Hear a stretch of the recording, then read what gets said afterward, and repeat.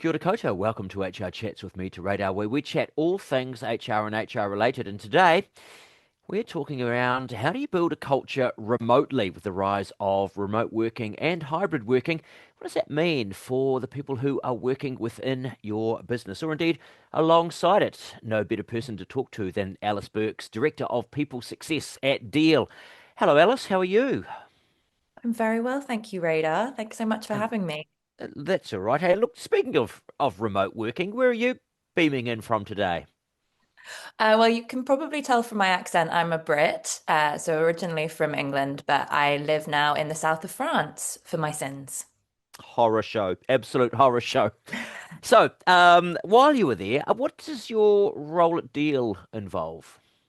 Yeah, so I run part of the people team responsible for every step of the team member journey from when someone has accepted an offer to join us. So, new hire onboarding, welcoming people into the organization, then developing those people. So, our people development arm, our big people programs like performance and engagement. How do we manage people? How do we evaluate performance? And how do we evaluate engagement along the way? Right the way through to the sexy stuff like compliance training and the genuinely sexy stuff like internal comms. So really the So, full yeah, team member experience. yeah. So no longer do you just turn up at work and somebody arrives for their first day at work and you give them a lanyard and point to their cubicle, show them where the toilet is and here's the kitchen. Make sure you put your dishes in the dishwasher. It's an entirely different kind of experience, that sense of what work means today. Yeah, definitely. And for us, we're the world's largest fully remote organization. So even something as simple as welcoming people on the first day, where you might have met them at the front door of the office with that lanyard, thinking about what that looks like in a fully remote and global organization, you really do have to start from some first principles thinking for sure. Yeah.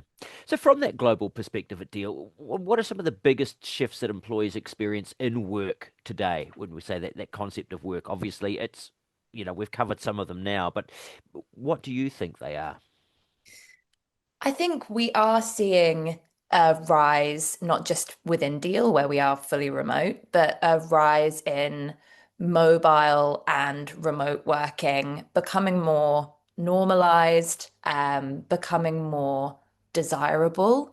I think we see benefits of this both for businesses and for talent. So when we think about business benefits of remote first hiring, it means more freedom, more speed in your time to hire. You're separating your hiring strategy from a specific geographical location, like 50-mile radius to your local office. You can go where the talent is. And I think for talent, it means if you don't want to move to or live in an urban center where previously most roles and opportunities would have been concentrated, actually there is the ability to access well-paid, career building work outside of the main cities that we would all know and recognize as being where jobs have historically been kept. And one of the kind of mantras at Deal is, talent is everywhere, but opportunity isn't. And I believe that very strongly to be true. I also think that's a huge opportunity for tech and also for our broader working culture to kind of catch up with that statement, and remote work, mobile work is certainly a way of democratizing how that talent can really access the opportunity that exists. Yeah, I want to dig a little deeper on that notion of culture because you're a remote first company. You've got people working across the globe. So what does that culture actually mean when people aren't physically together? Yeah, this is the question I'm asked the most often, often by my mum. She's like, "Where are your offices, though? Where are they?" And I'm like, "For the 10th time, we don't have any." So yeah, for complete context, we at Deal are 7,000 people plus now. That's been through a mix of organic headcount growth and acquired organizations, so M&A activity. And we don't have bricks and mortar offices. So we have to think very intentionally about how we help people feel part of one organization, how we help people feel connected, and how we help people just get the work done while also feeling good about being part of our business and our global community. And I said at the start, just before were beginning to record, you do need to think about that in a very different way when you are building for remote first culture. You don't have the same organic touch points that you do when you are coming together in a physical office. But I think the upside of that is you also aren't lazy. You don't rely on accidental happenings and those organic moments because you know you have to build for them. And so one of our values at Deel is together everywhere. And for me, that's the value that really anchors how we bring people into this global community, how we can have 7,000 plus team members operating in 120 different countries, all of the time zones that requires as well, but also have them feel like they're operating as one team. And that idea of together everywhere starts from before day one, you know, the building of connection into the organization, knowing who leadership is, hearing stories from our founders in those pre-onboarding moments, even right the way through into the first day where we have peer networks for our new hires. Yes, they might be in, 15 different countries when they're coming in on that day one, but we build out a community space for them to connect, for them to get to know one another. And again, I'm using onboarding as an example because it's the sort of first part of the culture that our new team members experience. But we really thought specifically, what is the experience that you have when you start a business that is bricks and mortar, that has a physical office space? You mentioned it, getting the lanyard, maybe someone's making you a cup of coffee, you go to IT on the first floor, and translating that into the equivalent remote first experience. So you're not always building from nothing. You're building from a reference point that exists in the historic model of in-person work. But there's also opportunity to get very creative with how you bring people into your culture in that way. Yeah. Still a lot of misconceptions out there, I suppose. It almost requires a deliberate unlearning of certain things as well, I would imagine. Yes, I think my personal biggest unlearning when I started at Deal was thinking that work could only happen, or decisions, more accurately, decisions could only be made face to face on a synchronous meeting. So I was sort of waiting to meet with my colleagues to have that synchronous time to unblock and to work through feedback or to align around goals. And the fact and reality, in a remote first business, particularly in a globally distributed business like ours, is sometimes you are only crossing over with your team for, you know, an hour and a half of true working time, outside of getting people working early or late, which is not always ideal. And so asynchronous work has to be the norm. I think unlearning a reliance on face-to-face time, um, unlearning a reliance on things being done conversationally like this, and actually really leaning in more than you ever thought was possible to work happening in documentation, work happening in Slack, work happening via voice notes that might land with me at 3 in the morning my time because I do a lot of work with people who live in California. That asynchronous way of keeping work moving and keeping activity happening throughout 24 hours of the day when there's always going to be someone working in that global team environment, that helps keep things moving and productive. And it's a way of, ensuring people are working suitable hours and aren't trying to, jump on calls at midnight or, 6 in the morning. Yeah. Actually, that's not what remote, globally distributed work needs to be. What it needs to be is heavily asynchronous. Yeah. So is that something, I guess, for HR leaders in New Zealand when they're managing a hybrid team, things like that, those people jumping online at midnight somewhere else, uh, they've got to be aware of that. But when it comes to that kind of, I guess, a breakdown of a general culture within a business, what should they be looking out for? Any early warning signs, any little ling-a-ling bells that they should think, oh, that doesn't seem right? Hmm. Looking at when things are going wrong specifically, Radar. Yeah, when you see things start to break down within that kind of hybrid culture or the culture of the business. Yeah. I think the truth is often the warning signs are often appearing when it's too late. So you're seeing attrition, you're seeing low engagement, whether that's through engagement scores, something more formal via an engagement survey or a pulse. You're maybe seeing a drop in results, a drop in productivity in certain areas, an increase in performance issues, that interpersonal performance issues as well. I think the goal for any HR leader is really to get ahead of those smoke signals, to kind of identify where those fires are starting, where the sparks come from. And I would say in a remote organization, again, that can be a trickier brief because you don't have full visibility on your org, hour to hour, minute to minute. People are in lots of different places. Work is happening, in Slack or on Teams, whatever it might be. There isn't always that clear visibility. I think what we're seeing that is really interesting in the HR tech space that helps this is more of that predictive insights, engagement, functionality. So I'm going to, it's the first time I've said it, AI. We're 10 minutes in and I've managed to It's hold on. excellent. Well, we're talking people and culture, and it's Yeah, increasingly going to be part of the culture, I'm sure. exactly, exactly.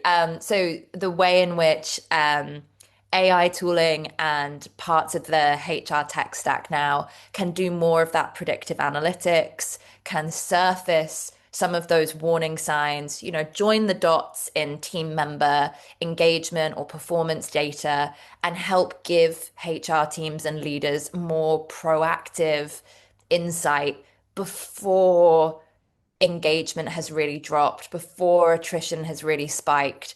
I think that's the future of culture protection and sort of engagement triaging, if we can call it that, is actually leveraging data, leveraging what AI can do in terms of surfacing those trends and insights and getting much more proactive versus waiting for a yearly engagement survey to tell you that people are disengaged. And by that point, you've lost 20% of your Yeah. workforce.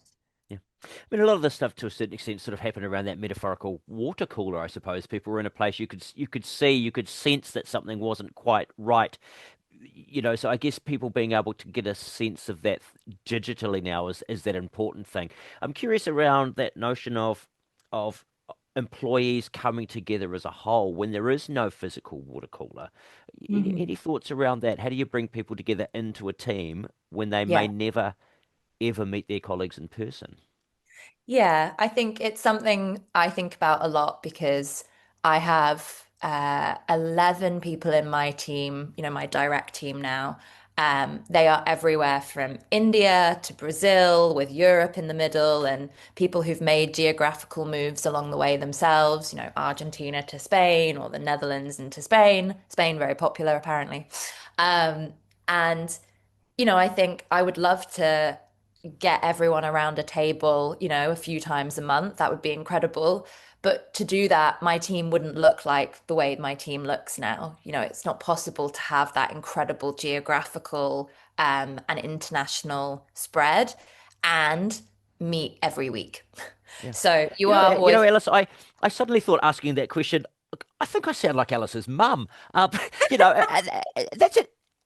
Is that a generational question? Because there's an entire generation of people slightly younger than myself who have come through who are very used to only ever interacting with people in a digital manner. yeah, I don't believe it's exclusively generational. It is still unusual to be a fully remote organization in the way that we are.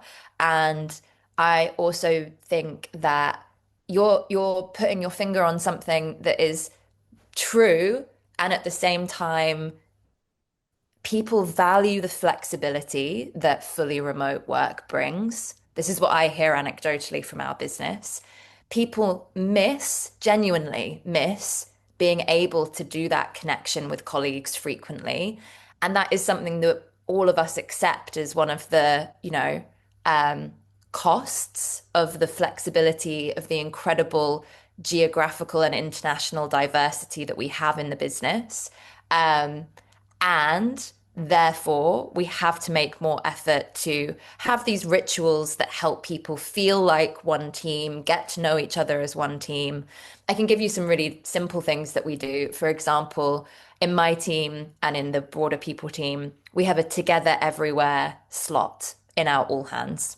So in my team meetings and in the broader department all hands, each time one person presents for 10 minutes a little piece about anything they like about themselves. What we've seen is people are tending to do something about their home country. So, a kind of introduction to the Netherlands or an introduction to Carnival in Sao Paulo. And it's a way of creating a moment of personal, revelation. People talk about themselves, you have pictures of their families, they talk about their interests. That isn't necessarily baked into how you work and how you come together when you are always televisual.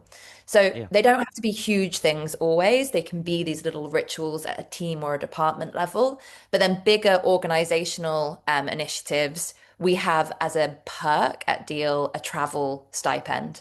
So each person can use a personal travel budget to travel and meet with their team or another team member at their choice, if they would like to.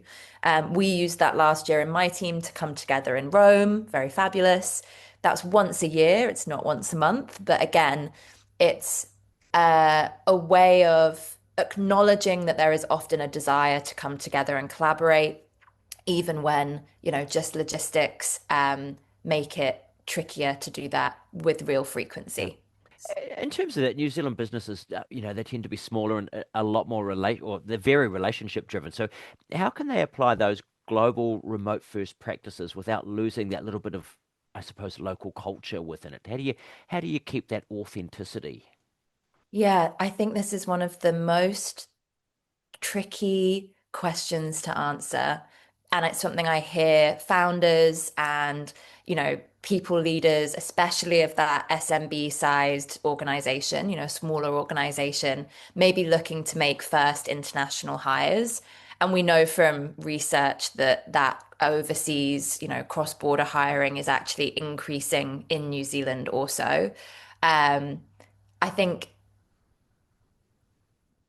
to me, one of the things this comes down to is really effective hiring and onboarding.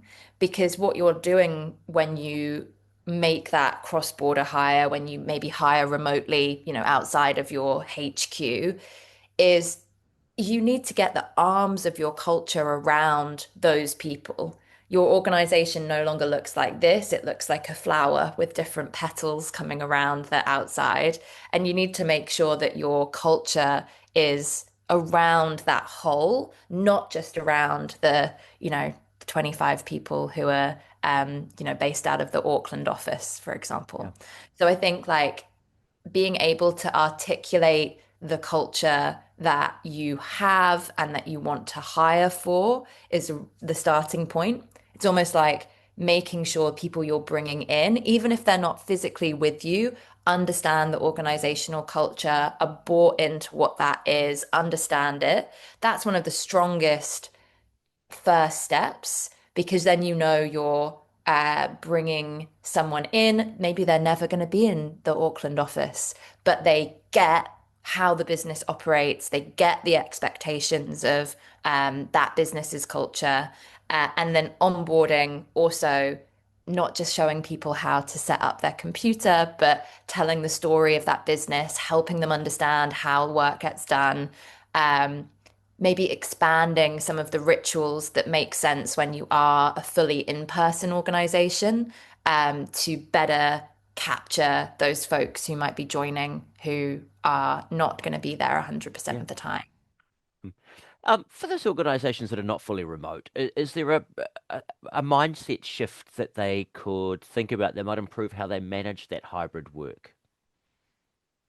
Hybrid is the hardest. For me, that is the mindset shift to have. I think that what I have heard in the RTO debate sometimes makes me smile because the positioning of hybrid working as a um, as a easy solution, let's say, for me, misses a really critical point, which is my life as a people leader at Deel is significantly less complicated than a people leader who is managing a hybrid organization. For me, I am managing one team member experience, fully remote. A hybrid people leader is managing several.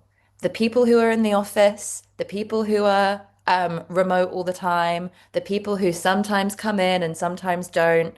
And so, actually, I think recognizing the complexity of the hybrid model, not as a simple solution by any means, but one that actually does require a high level of management and thoughtfulness. And again, really the same first principles approaches that we take to our remote first culture building, that's got to be built into the hybrid model because in many ways it's more complicated to be Yeah. hybrid than it is to be fully remote.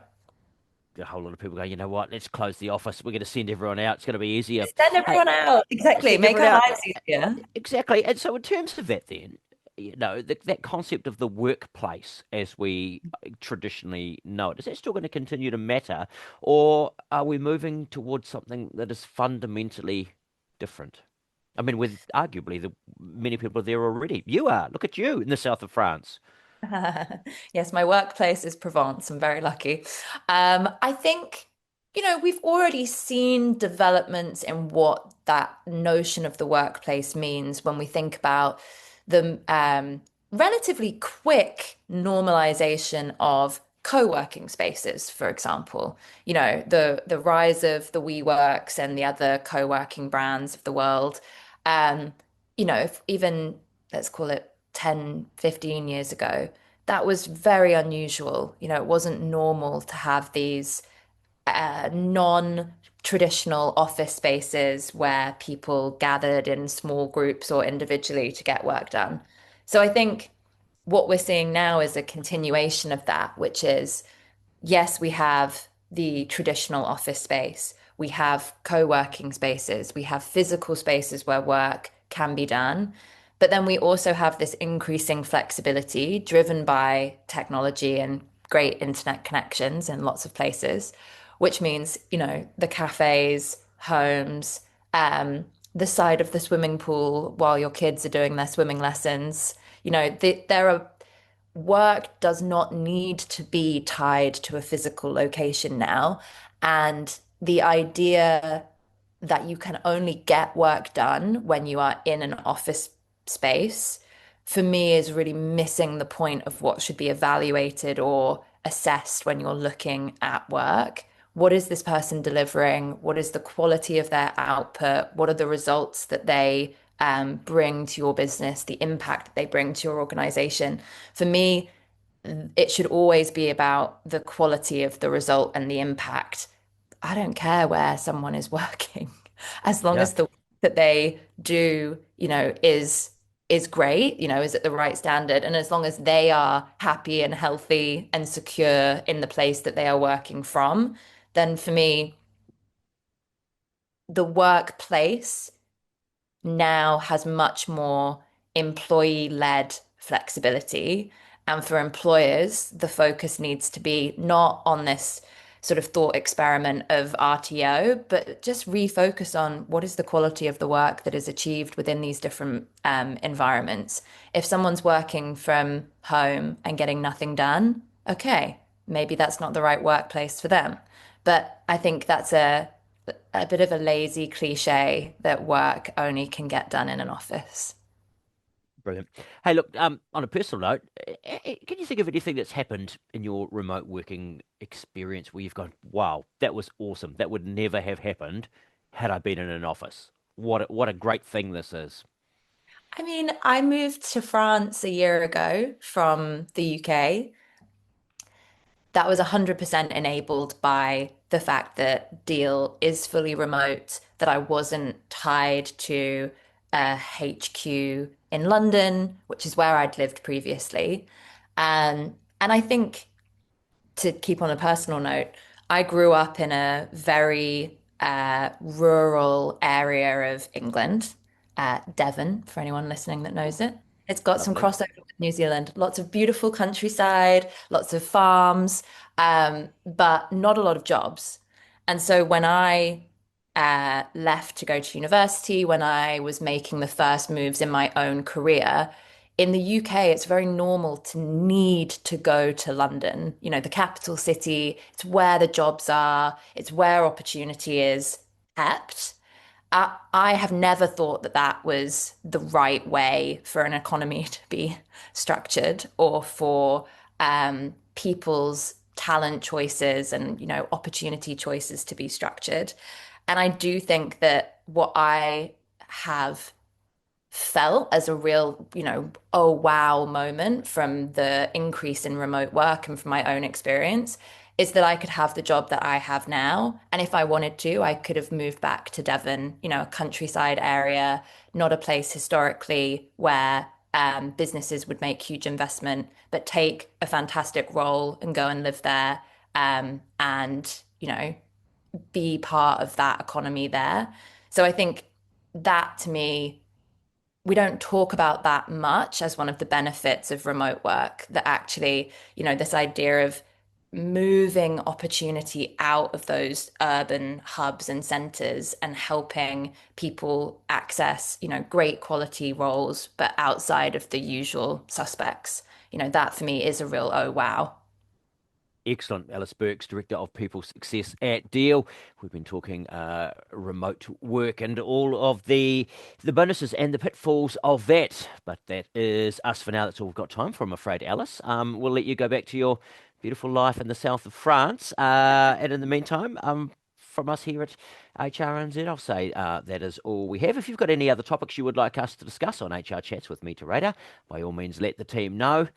I was just thinking, I was just trying to picture the scene outside Alice's window, what in the south of France. What season is it over there? You must be going into Spring. spring. Oh, Yeah, we're gorgeous. going into spring. We've got some blue skies after a few days of rain, so no complaints. No complaints. Let us have that as the final word on remote working. Alice Burks, Director of People Success at Deel. And from us, for now, all right, goodbye.